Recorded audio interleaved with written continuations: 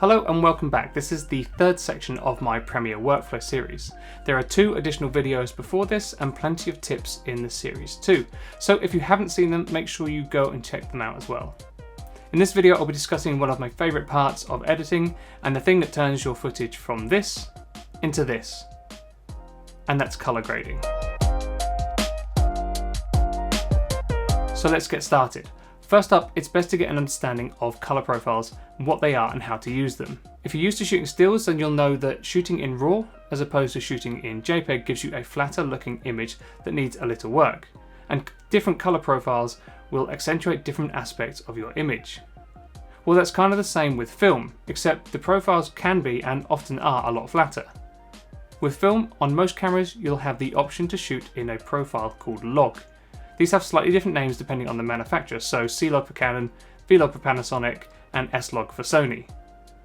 Some companies will have varying levels of log as well, so Sony has up to S-Log 3 in their Alpha series of mirrorless cameras. What log is a flatter profile picture set to capture more information about the scene than a regular colour profile picture like portrait or even cine profiles. This log profile does need more space than a standard colour profile, which is why something like S-Log 3 can suffer on the A7 III compared to S-Log 2, as the bitrate limits the information that is able to be transferred to a card. So for most of my time with the A7 III, I've shot with a customised S-Log 2 profile. This gives enough information to grade properly whilst keeping within the tighter wrapper of the codec for the camera. This use of log works fine for 1080 both 25 and 50 frames. It also works fine for 4K 25, but when I switch up to 100 frames, I have to switch to something like HLG or Cine to make sure the camera has a cleaner final image. It's important to understand log if you're planning to use it, and each camera model handles its own version of log differently from the next. So make sure you do some thorough research before shooting in log. Another thing to really consider when shooting log is that you absolutely must expose your footage correctly, otherwise you'll end up with an image full of noise and artifacts. So that's a very basic look at log profiles, but they're worth exploring and understanding to be able to get more out of what you're shooting. Now that you have your log footage in place, you've created your edit and done some sound design, you want to bring in an adjustment layer and place it over top of your footage. To do this, hit the new item icon and then go up to adjustment layer and lay it out over your timeline. Adjustment layers will alter everything that is below that layer in your timeline, so make sure it's below the titles and edited stills but above your footage. There are several ways to go about colouring or grading your footage, and the first step is to balance your clips. The objective here is to get all of your clips to look very similar in exposure and colour temperature. You can use individual adjustment layers over each clip to make the balances, or you can balance the colour on the clip itself. To do this, head over to the effects panel and search Lumetri. Scroll to the bottom and drag it onto the clip or adjustment layer. I personally work with an adjustment layer for this section, as it can mean quite a bit less work in the long run.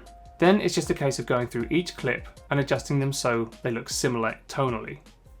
You can cut up the lower adjustment layer to the same size as the clip if you need to make any changes to just that clip. A useful tool for exposure is the Luma waveform within your scopes. Enable this through the window, then Lumetri scopes, then click the wrench and select waveform and Luma. This will give you various values of brightness from your scene. The Luma waveform ranges from -20 to 120, but you want to keep your waveform sitting from 0 to 100, as anything outside of that is lost detail in the highlights and shadows. This scope is also a full representation of your image from left to right and top to bottom. So work through your exposure correction and keep an eye on this at all times, as it really does help. The next useful tool is for colour balance, so go and enable the vector scope. Again, just hit the wrench and make sure the YUV vector scope is enabled. This scope tells you where your colours are headed towards, and is more accurate than judging it with just your eyes.